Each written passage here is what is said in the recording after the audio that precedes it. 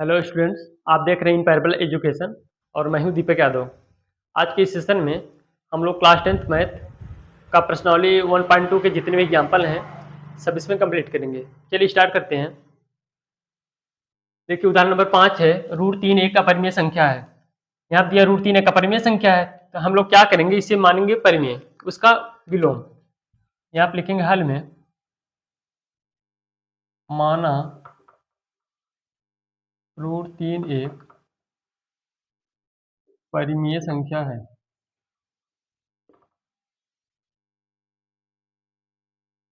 माना √3 एक परिमेय संख्या है। जब √3 को परिमेय मानेंगे तो यहाँ पे लिख सकते हैं √3 बराबर पी बटे क्यू। √3 इक्वल टू क्या लिख सकते हैं, पी अपान क्यू। यहाँ पर हो जाएगा Q not equal to 0, P तथा क्यू सह अभाज्य हैं।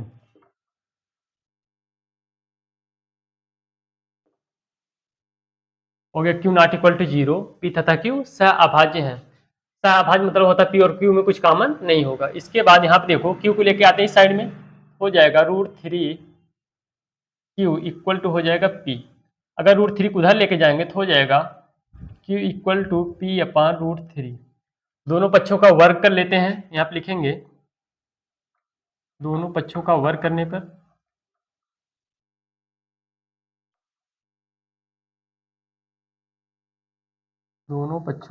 करने पर अगर इसका वर्ग कराएंगे तो यहाँ पर हो जाएगा क्यू स्क्वायर बराबर, इसका स्क्वायर करेंगे तो हो जाएगा पी स्क्वायर बटे में, यहाँ पे देखो √3, जब √3 का स्क्वायर कराएंगे तो यहाँ पर हो जाएगा 3। ये आ गया क्यू स्क्वायर बराबर पी स्क्वायर बटे 3। अब क्या करेंगे, हम लोग यहाँ पे लिख सकते हैं क्योंकि क्यू एक पूर्णांक है, इसलिए क्यू स्क्वायर भी एक पूर्णांक होगा।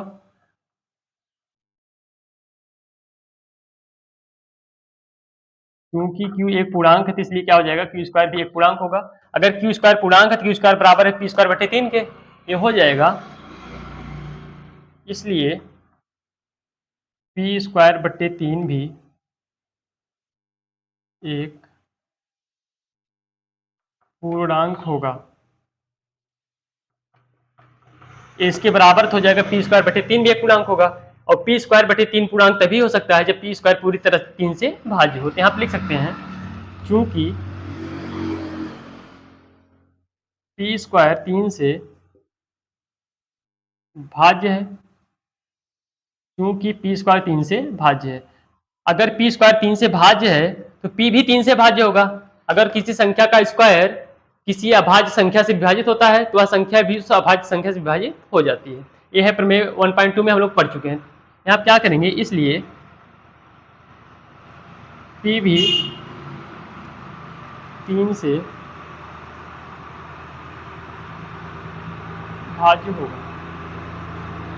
भाज्य होगा, और यहाँ मान लेते हैं, माना जब हम लोग p को 3 से भाग कराएंगे p अपान 3 इक्वल टू आ जाएगा k1, और यहाँ मान लेते हैं k1 एक पूर्णांक है। यहाँ पे क्या है, पी स्क्वायर 3 से भाज्य है, p भी 3 से भाज्य होगा। अगर p 3 से भाज्य, इसका मतलब p को जब 3 से भाग कराएंगे तो हमें मिलता है k1। हम लोग मान लेते हैं यहाँ पे जब भाग कराते हैं हमें क्या मिलता है, k1। इसके आगे देखो कर सकते हैं। अब यहाँ पे p upon 3 equal to k1, अगर 3 को उधर लेके जाएंगे तो हो जाएगा p इक्वल टू 3k1। अब यहाँ पे जो है क्यू स्क्वायर बराबर है पी स्क्वायर बटे 3, इसे मान लेते हैं समीकरण 1 और इसे ले लेते हैं समीकरण 2। अब समीकरण 2 से p का मान उठा के समीकरण 1 में रखना है। यहाँ पे लिखेंगे p का मान समीकरण 1 में रखने पर, अब देखो समीकरण 1 क्या है, क्यू स्क्वायर बराबर पी स्क्वायर बटे 3 हो जाएगा। क्यू स्क्वायर बराबर पी का स्क्वायर है, पी के स्थान पे है 3k1, तो हो जाएगा 3 का स्क्वायर 9, यहाँ पर आ जाएगा k1 का स्क्वायर और बट्टे में हो जाएगा यहाँ पे 3 से इसे काटेंगे, 3 त्रिक 9, तो ये हो जाएगा क्यू स्क्वायर बराबर 3k1 स्क्वायर, हो जाएगा क्यू स्क्वायर बराबर 3k1 स्क्वायर। अब देखो क्या करना है, ये आ गया क्यू स्क्वायर बराबर 3k1 स्क्वायर। अगर हम लोग 3 को इधर लेके आए, ये हो जाएगा k1 स्क्वायर बराबर क्यू स्क्वायर बटे में 3, k1 स्क्वायर बराबर हो जाएगा क्यू स्क्वायर बटे 3, 3 इधर आएगा इसमें भाग करेगा, हो जाएगा k1 स्क्वायर बराबर क्यू स्क्वायर बटे 3। यहाँ से लिख सकते हैं k1 एक, क्योंकि k1 एक पूर्णांक है, क्योंकि k1 एक पूर्णांक है इसलिए k1 स्क्वायर भी एक पूर्णांक होगा, हो जाएगा k1 स्क्वायर भी एक पूर्णांक होगा। अब देखो k1 स्क्वायर किसके बराबर है, क्यू स्क्वायर बटे 3 की तरह लिख सकते हैं, इसलिए क्यू स्क्वायर बटे 3 भी एक पूर्णांक होगा। क्यू स्क्वायर बटे 3 भी एक पूर्णांक हो जाएगा, और क्यू स्क्वायर बटे 3 पूर्णांक तभी हो सकता है जब क्यू स्क्वायर पूरी तरह से 3 से भाज्य हो। यहाँ पे लिख सकते हैं चूंकि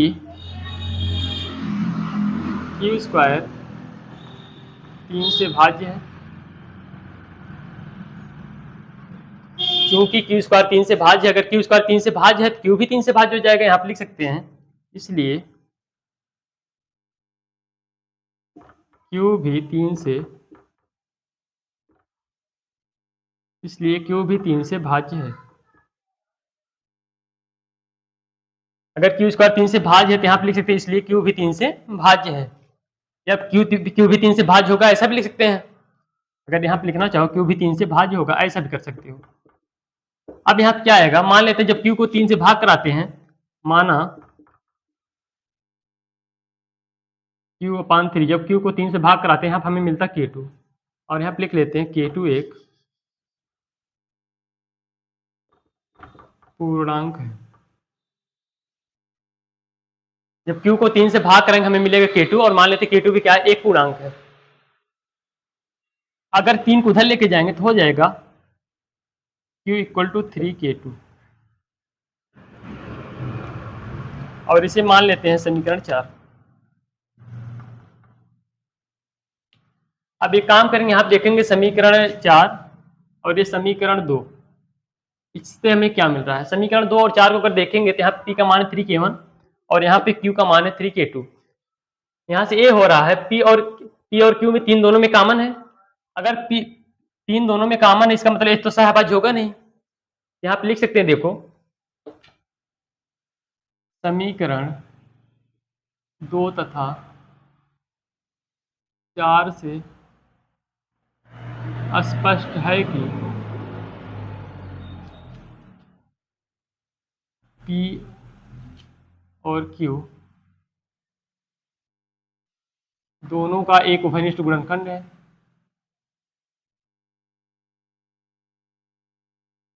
दोनों का एक उभयनिष्ठ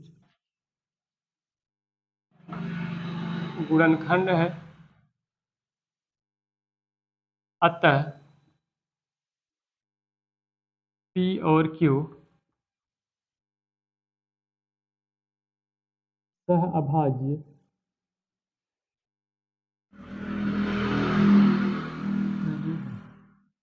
अतः P और Q क्या हो जाएंगे, सहअभाज्य नहीं है। अगर P और Q सहअभाज्य नहीं है तो हो जाएगा अतः हमारी पूर्व कल्पना का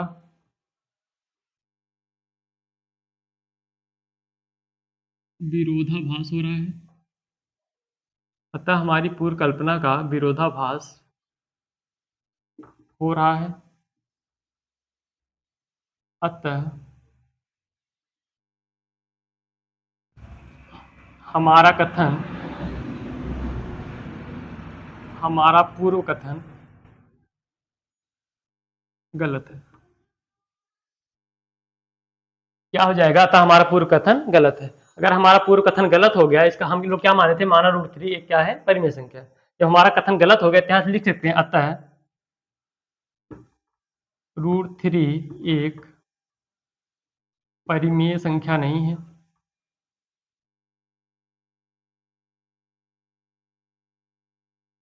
परिमेय संख्या नहीं है, अतः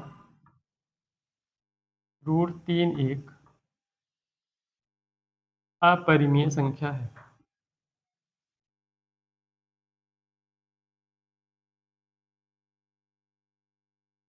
इतना करना है, अतः √3 एक अपरिमेय संख्या है। चलिए इसके बाद मैं फिर से आप लोगों को एक बार समझा देता हूँ क्या करना है इसमें। यहाँ दिया था √3 एक अपरिमेय संख्या, इसे क्या मानेंगे, माना √3 एक परिमेय संख्या है। जब इसे परिमेय मानेंगे तो √3 को p/q के बराबर लिख सकते हैं, √3 बराबर p/q हो गया। और यहाँ क्या है, q not equal to 0, p तथा q सहअभाज्य है। सहअभाज्य मतलब इसमें कुछ कॉमन नहीं होगा। इसके बाद q को इधर लेके आएंगे तो हो जाएगा √3q इक्वल टू हो जाएगा p। अब इसके बाद √3 को जब इस साइड लेके आएंगे p equal to q equal to हो जाएगा p/√3। दोनों पक्षों का वर्ग कराएंगे तो यहाँ हो जाएगा q स्क्वायर बराबर p का स्क्वायर हो जाएगा बटे में √3 का स्क्वायर करेंगे तो यहाँ पाएगा 3, और इसे मान लेते हैं समीकरण 1। अब इसके बाद क्या करना है, q यहाँ पे क्या है, q एक पूर्णांक है। अगर q पूर्णांक है, q का स्क्वायर भी एक पूर्णांक होगा, q स्क्वायर भी एक पूर्णांक होगा।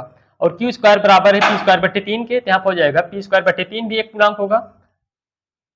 उसके बाद अगर p स्क्वायर बटे 3 पूर्णांक है, इसका मतलब है p स्क्वायर पूरी तरह से 3 से कटेगा, ये हो जाएगा p स्क्वायर 3 से भाज्य है। अगर p स्क्वायर 3 से भाज्य है, p भी 3 से भाज्य होगा, क्योंकि हम लोग प्रमेय पढ़े, प्रमेय 1.2, p भी 3 से भाज्य होगा। माना p/3 इक्वल टू k1, जब p को 3 से भाग कराते हैं हमें क्या मिलता है, k1, और k1 क्या है, एक पूर्णांक है। उसके बाद देखो जब यहाँ पे 3 को इधर लेके आएंगे तो हो जाएगा p इक्वल टू 3k1। इसे मान लेते हैं समीकरण 2। p का मान समीकरण 1 में रखने पर, p का मान जो है इसे उठा के समीकरण 1 में रख देते हैं। समीकरण 1 है q स्क्वायर बराबर p स्क्वायर बटे 3, यहाँ हो जाएगा q स्क्वायर बराबर इस 3k1 का स्क्वायर करेंगे तो 3 का स्क्वायर हो जाएगा 9, और यहाँ पे k1 स्क्वायर बटे में यहाँ पे है 3 तो यहाँ रख देंगे 3। अब देखो काटेंगे 3 से तो यहाँ पे बचेगा 3, 3 त्रिका 9, और q स्क्वायर बराबर हो जाएगा 3k1 का स्क्वायर।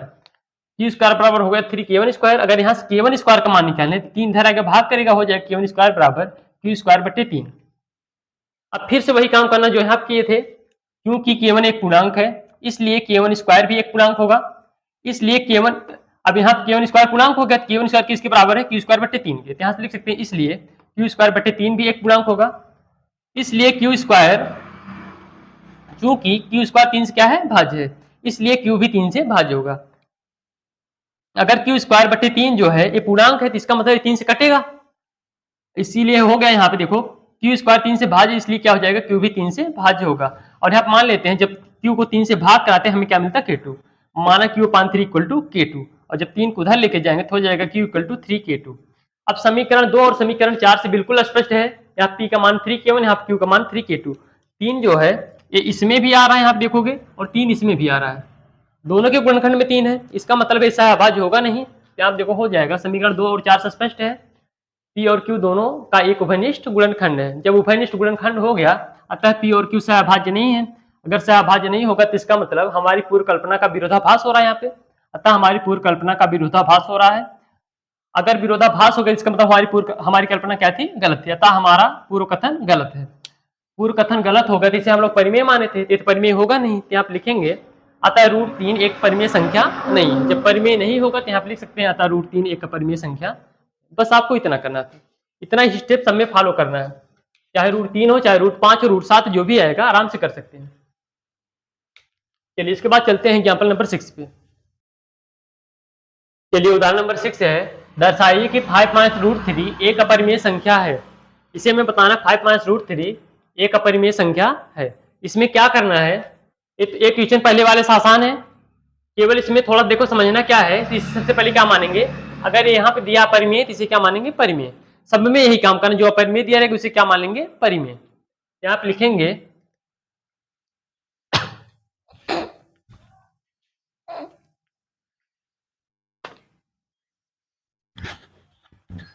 चलिए उदाहरण नंबर 6 है, दर्शाइए कि 5 - √3 एक अपरिमेय संख्या है।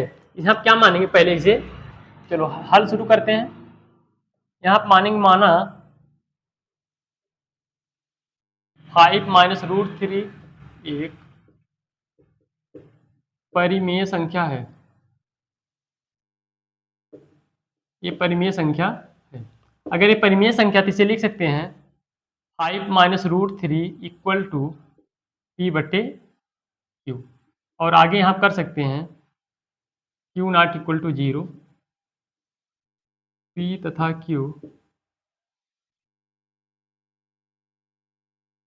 अभाज्य है, पी तथा क्यू सहअभाज्य, इतना पी और क्यू क्या है, सहअभाज्य है। अब देखो क्या करेंगे, रूट 3 को उधर लेके जाएंगे और पी बटे क्यू को इधर लेके आएंगे तो हो जाएगा 5, और इसे इधर लेके आएंगे तो प्लस में ये हो जाएगा माइनस में पी अपान क्यू, और ये माइनस में था तो हो जाएगा प्लस में रूट 3। इसे सॉल्व कर लेते हैं, बटे में एक कर सकते हैं, यहाँ पे तिरे गुणा कराएंगे, क्यू का गुणा 5 में कराएंगे तो हो जाएगा 5 क्यू, माइनस एक का गुणा इसमें कराएंगे पी में तो हो जाएगा पी, बटे में हो जाएगा एक का गुणा क्यू में तो हो जाएगा क्यू, बराबर हो जाएगा रूट 3, और इसे मान लेते हैं समीकरण 1। अब थोड़ा सा हमें समझना ये है, अगर हमारे पास दो पूर्णांक हैं,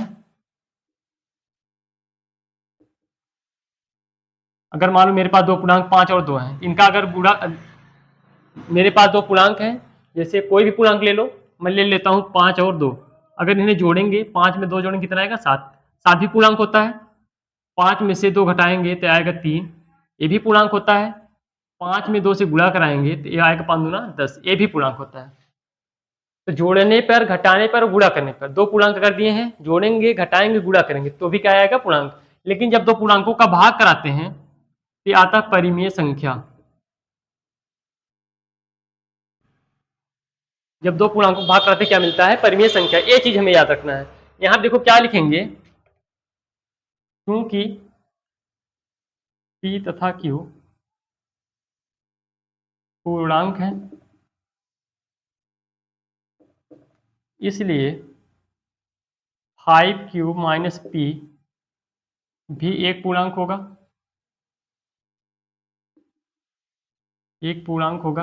ये पूर्णांक क्यों होगा, क्योंकि यहां देखो दो पूर्णांकों का घटाते हैं तो भी क्या आता है पूर्णांक, ये हो गया पूर्णांक, इसलिए 5 माइनस पी बटे में है क्यू, एक परिमेय संख्या है।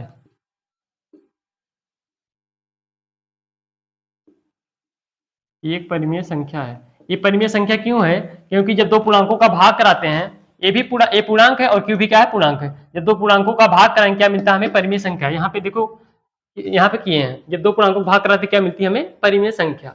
ये हो गया परिमेय संख्या। यहाँ पे लिखेंगे लेकिन समीकरण 1 से, लेकिन समीकरण 1 से 5 माइनस पी अपान क्यू बराबर रूट 3, जो कि एक अपरिमेय संख्या है, जो कि एक अपरिमेय संख्या। ये 5 माइनस पी अपान क्यू है, ये तो परिमेय है, लेकिन ये रूट 3 जो होता है ये परिमेय होता है, ये उसी के बराबर हो जाएगा। 5 minus p upon q equal to क्या होगा, रूट 3, जो कि क्या है, एक अपरिमेय संख्या है। इसके आगे लिख सकते हैं, अतः हमारी पूर्व कल्पना का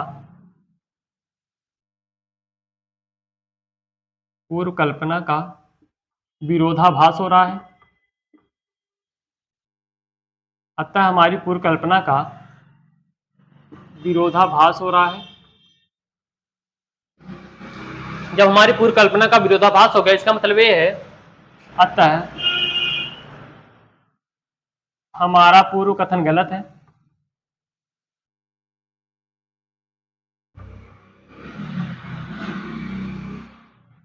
अतः हमारा पूर्व कथन गलत है। हम लोग माने थे इसे परिमेय, जो कि हमारा कथन आ गया गलत।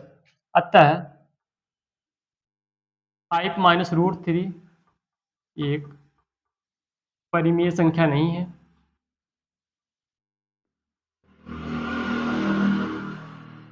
एक परिमेय संख्या नहीं है। अतः 5 माइनस रूट 3 एक अपरिमेय संख्या है। अपरिमेय संख्या है। बस इसमें इतना ही करना था। एक बार फिर से देखेंगे, कहा था दर्शाइए कि 5 माइनस रूट 3 एक अपरिमेय संख्या है, तो इसे क्या मान लेंगे, परिमेय। जब परिमेय मानेंगे तो इसे पी बटे क्यू के बराबर लिख सकते हैं, और यहाँ हो जाएगा क्यू को पी बटे क्यू इधर लेके आएंगे और माइनस में √3 जो है उसे उधर साइड लेके जाएंगे। यहाँ हो जाएगा देखो 5 और यहाँ पर माइनस हो जाएगा पी बटे क्यू बराबर में, यहाँ पे माइनस में √3 था उधर हो जाएगा √3 प्लस हो जाएगा। अब यहाँ सॉल्व कर लेते हैं, इसका गुणा इसमें कराएंगे क्रॉस मल्टीप्लाई, तो यहाँ हो जाएगा 5 का गुणा क्यू में हो जाएगा 5 क्यू माइनस 1 का गुणा पी में हो जाएगा पी और बटे में आएगा 1 का गुणा क्यू में क्यू बराबर हो जाएगा √3। इसे मान लेते हैं समीकरण 1।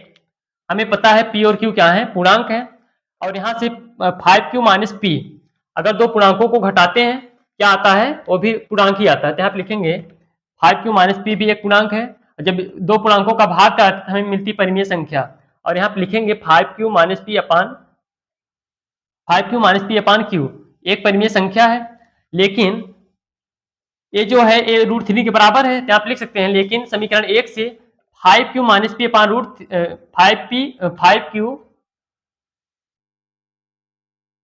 Five q minus p upon q equal to है √3, जो कि एक अपरिमेय संख्या है। √3 क्या होती है, अपरिमेय संख्या, और ये परिमेय है, कभी भी परिमेय परिमेय के बराबर नहीं हो सकता। यहाँ आप लिख सकते हैं अतः हमारी पूर्व कल्पना का विरोधाभास हो रहा है। जब विरोधाभास हो गया तो इसका मतलब हमारा पूर्व कथन क्या है, गलत है। अतः 5 माइनस √3 एक परिमेय संख्या नहीं है, अतः 5 माइनस √3 एक अपरिमेय संख्या है। बस इतना इसमें करना। चलिए उदाहरण नंबर 7 है, दर्शाइए कि 3√2 एक अपरिमेय संख्या है। चलिए इसे सॉल्व करते हैं। अगर इसमें अपरिमेय कहा है तो क्या मानेंगे, माना 3√2 एक परिमेय संख्या है,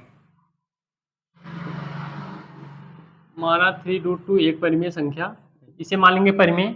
जब परिमेय मानेंगे तो इसे लिख सकते हैं 3√2 इक्वल टू पी बटे क्यू, और यहाँ कर लेंगे q not equal to 0, P तथा क्यू सह अभाज्य है, पी तथा क्यू सह अभाज्य है, इतना। अब क्या करेंगे, यहाँ देखो केवल √3 आगे रखेंगे, 3 को उधर भेज देते हैं, हो जाएगा √2 equal to p upon 3q, ये 3 जाएगा वहाँ भाग करेगा, मतलब क्यू में जाके क्या करेगा, गुणा, तो √2 इक्वल टू हो गया पी अपान 3q। इसे मान लेते हैं समीकरण 1। अब यहाँ से क्या कर सकते हैं, यहाँ देखो लिखेंगे क्योंकि p और q पूर्णांक है, क्योंकि p और q पूर्णांक है, इसलिए p अपान 3q एक p अपान 3q एक परिमेय संख्या होगी।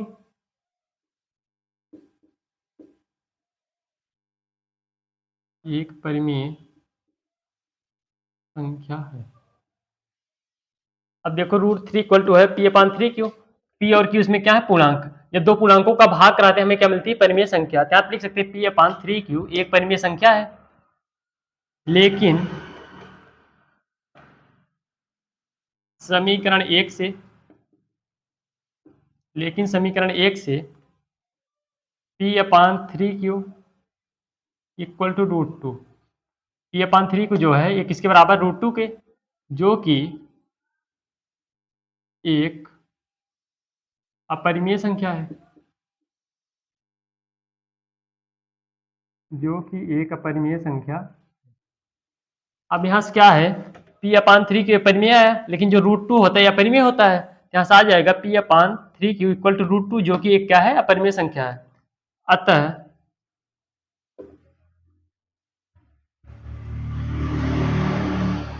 यहाँ पे लिख सकते हैं, अतः हमारी पूर्व कल्पना का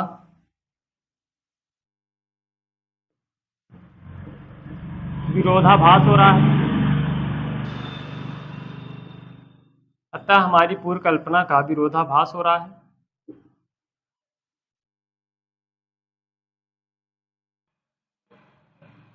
अतः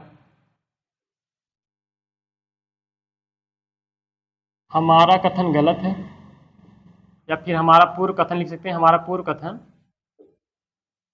गलत है। अतः हमारा पूर्व कथन गलत है। जब हमारा पूर्व कथन गलत हो जाएगा, जिसे हम क्या माने थे, परिमेय, तो यहाँ पे लिख सकते हैं अतः 3√2 एक परिमेय संख्या नहीं है।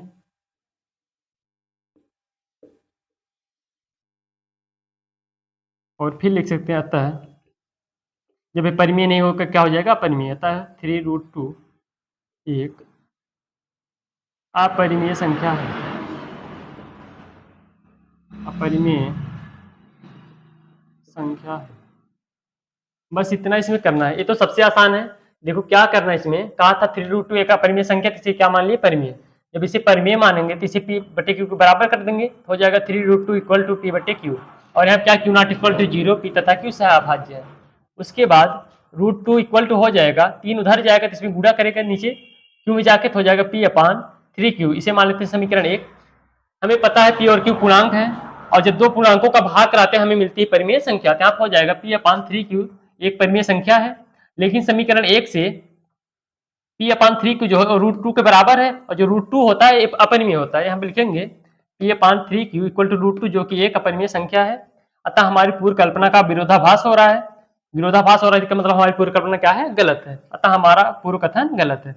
जब गलत हो जाएगा तो यहाँ पे लिखेंगे अतः 3√2 एक अपरिमेय संख्या नहीं है। जब परिमेय संख्या नहीं होगा तो लिखेंगे अतः 3√2 एक अपरिमेय संख्या है। चलिए इसके बाद